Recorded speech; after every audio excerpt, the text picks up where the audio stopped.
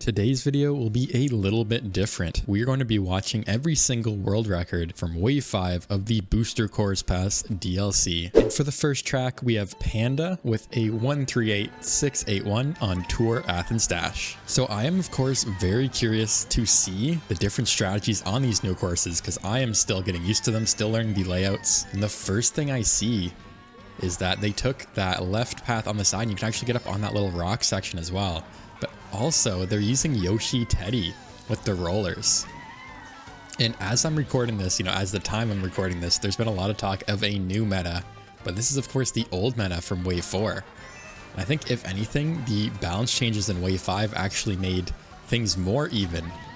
So, the male villager, Inkling Boy, and Tanuki Mario character class got buffed. And now it's really similar to this Yoshi, Birdo, Daisy, and Peach character class.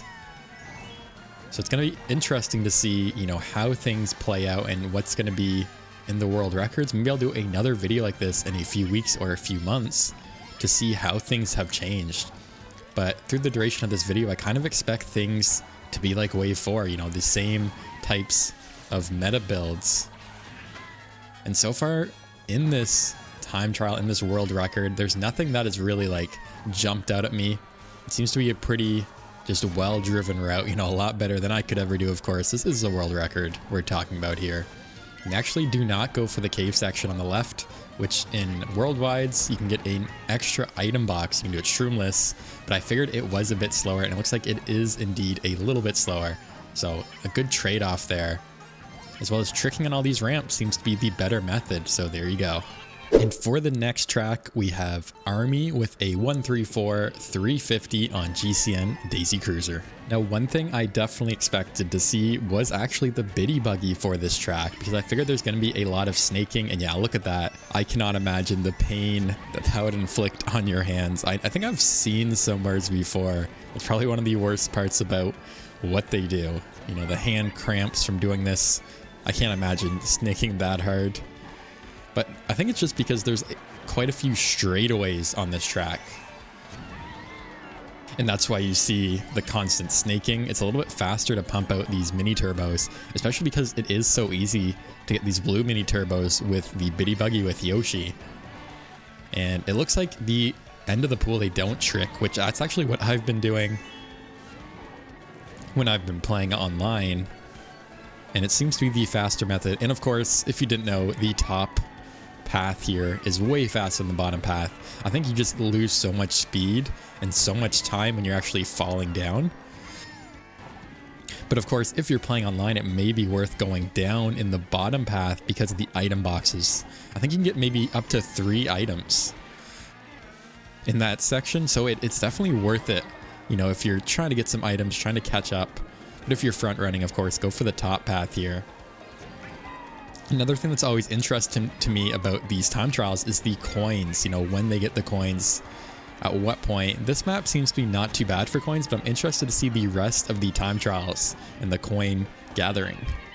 And for the next track, we have Wii Moonview Highway, a time by this Japanese player, a 142837. Now, this is a combo I did not expect to see. First of all, we have a Mii. I'm assuming this is a large Mii, and I think they've already used 2 of their mushrooms in the first 6 seconds. That is pretty crazy. And this combo is pretty crazy too. This is, I don't know the Kart name, but it's basically one of the fastest Kart combos in the game. But it actually does make a lot of sense when you think about it, because this is a track that really doesn't have a lot of strategy involved. It's really just, driving around the track. Not a lot of mini turbos that need to be cranked out. So I guess you would want the fastest kart combo, to get you the top speed, the highest speed you can get to. And that was a very interesting strategy, using the mushroom over the ramp there. I'm curious to see what they do on the 3rd lap, because I never really considered that to be the faster route. So I'll definitely have to try that myself when I play online. A little bit of a shortcut there. It looks like they just take all the boost panels, cut it inside on this corner, and then just, ride the boost panels as well. That makes a lot of sense, that those would be the fastest way. And on lap 3, it looks like they will once again go up top. And I think it's just faster probably with this combo specifically because it has pretty bad handling and mini turbo stats. So they want to maximize the amount of time that they're driving in a straight line. Like right here, it's almost comical to me that they're just driving. They're not, you know, cranking out any mini turbos, doing any drifts. It just looks so unnatural for this game. This is just so funny that this is the world record right now. You know, it's still early. Maybe this route, maybe this course will be optimized a bit more, but what a crazy world record already in Wave 5. And for the next course, we have Squeaky Clean Sprint, a Japanese player by the name of K4I with a 201.864. And we finally have a character that is part of the recently buffed character class with Tanuki Mario, Inkling Boy, and Male Villager. And not only that, but a couple of vehicles got quite significant buffs, including this one, the Streetle. So I'm really happy to see this be, you know, world record, at least for the time being. It is still early, guys. It's very interesting, the comparisons you've been seeing between this combo and something like the Yoshi Teddy. Of course, there are slight trade-offs, but for the most part, they are very similar now. So I would say expect to see a ton of Tanuki Mario. He may be the best character in the game going forward. Looks like pretty standard stuff on lap 1, using the mushroom and the ending shortcut, using the mushroom and the soap suds shortcut there as well. Of course, this sponge, the floating sponges here, are much faster than falling. It looks like they actually hold a mini turbo to fall. That's very interesting. And actually go around the ring. I saw somewhere that you can actually do that shroomless. Maybe it's only faster on 200, but not on 150. That's probably the case. Looks like if you bump off the wall there, you can actually avoid the fan that is so chaotic, pushing you out of the way when you go through the shortcut. And of course, to no one's surprise, the top route is definitely faster. And funny enough, I actually didn't know that existed the first playthrough. I had so many people pointing out in the comments that that was actually there. And it looks like nothing fancy from the glider section either on the top at the end of the lap.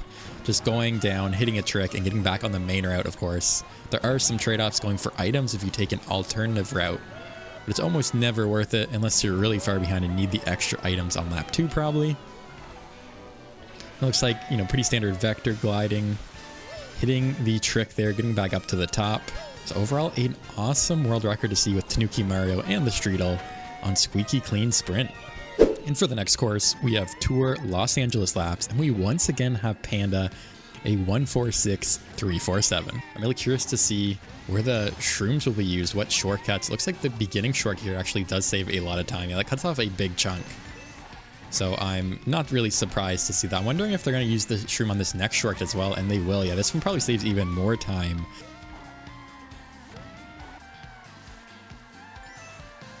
I know there aren't a ton of off-road shortcuts on this track that will save a lot of time. There's a couple small cuts, like on most of the tour tracks.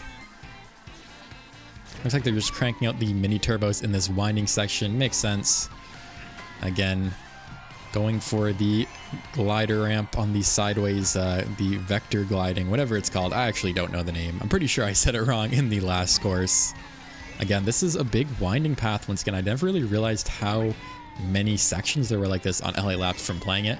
But I know this section right here is brutal on 200 from playing it myself. Looks like the ramp, the boost panel is a little bit faster. Of course, you do have the double item boxes. So again, another trade-off, pretty typical for these new tracks.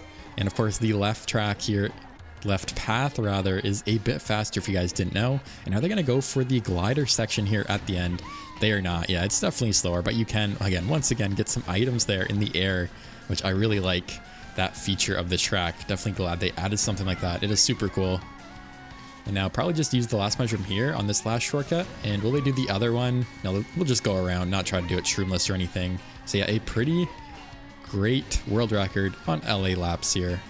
And for the next course, we once again have Panda, this time on GBA Sunset Wilds with a 132.916. How many times will we see Panda these world records? This is number 3 already. Using Yoshi, but using the Streetle here on this next course on GBA Sunset Wilds. And one thing I've noticed is that the traction on this track is pretty gnarly. It is difficult to make regular turns. I actually saw, at least as the time I'm recording, there might be a potential drifting change in Wave 5. Maybe it's a bug, maybe it's intended. There's still a lot of details to be figured out. And it's definitely been noticeable on some tracks. Maybe not a lot, but I've noticed it on this track more than anything else. Looks like a bit of snaking. You guys saw the shortcut they used there. I was actually surprised. Okay, they go for the shortcut on this lap. I feel like that one cuts off a bit more time. And looks like they do it shroomless there on the second lap, which I figured is possible. I think on the first lap they went around just because of the coins. Now they're up to 10 coins. They can indeed do that cut shroomless, which is interesting to see. I'll have to figure that out for myself for my online races. Besides that, nothing too crazy. Now, this is one of the more basic courses. I know a lot of people have been disappointed with Sunset Wilds. You know, they were expecting, you know, more. A lot was left to be desired, especially with the whole sunset not happening at the end of the race. Of course, I was hoping myself for a little bit more verticality in a track like this. You know, aside from these ending ramps, maybe something else. So again, Panda with the world record here on GBA Sunset Wilds. And for the next course, we have Alberto on Wii Koopa Cape, with a 157.259. And once again, we have Yoshi Bitty Buggy, no surprise here. This is probably my favorite course of Wave 5, and Alberto is a name I recognize. Remember a few weeks back, there was a crazy glider section at the end of Electrodrome that Alberto had discovered. It's still probably the most insane thing I've ever seen in this game. I'll make sure to link it in the description. It is just so surreal to see. Let's see these strats here on Koopa Cape. Looks like nothing crazy so far. I'll go ahead and get some more coins here. Just take this inside. And one thing I've noticed about Koopa Cape is that the scale is way different from the Wii version. Seems super small. And with that, you can actually do the ending shortcut there, shroomless, like Alberto just did. So it kind of changes a bit about this track. Another thing I wish was that these Goombas here, you could actually throw a green shell at and get a mushroom out of, like in Mario Kart Wii. It looks like you can actually skip a little bit of that corner there before the ramp. And if you left drift off that ramp, use your shroom, cut off the corner, at least more optimally, you can trick off the waterfall. I've struggled to get it consistently. It's definitely faster than not tricking.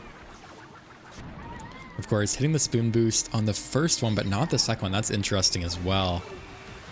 And what I struggle with the most is doing that ending turn, you know, having the right drift off the boost panel there and getting through the waterfall without going like crazy wide and losing a bunch of time. It's definitely very tricky. I've seen a ton of players fail that as well online. Definitely kind of like the Mushroom Gorge gap cut, where you definitely need to have it down for the end of lap 3, or else you could potentially lose a few spots in your race. And go for the trick a little bit faster than not tricking. Boost panel. Once again, gonna miss the second one. Pretty typical. Seems like every single lap is about the exact same.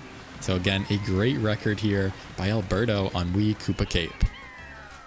And for the final course, we have Tour Vancouver Velocity. Once again, Panda with a 159.944. I feel like I have deja vu right now. Panda, Yoshi, Bitty. This is like half of the Wave 5 courses. Insane how many world records Panda has right now. Wonder if they'll all stay. I wonder how many Panda will have going forward.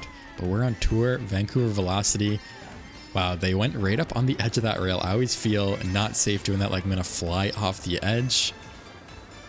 This is probably my favorite tour track to date, guys. It is so good. Of course, I'm a little bit biased here as a Canadian, the first Canadian city to get a tour track in Mario Kart 8 Deluxe. But what can I say? I think they will use the mushroom here for the shortcut. Yeah, it does save quite a bit of time on that corner. Looks like a little bit of snaking on this track. Actually, a lot of snaking now that I say that in this middle section on lap 2. Of course, that's probably why they picked the Yoshi Bitty Buggy combo. I'm assuming they'll go for the lake shortcut here on the left coming up as well. It seems like it just saves too much time to not go for it. Yeah, they will be.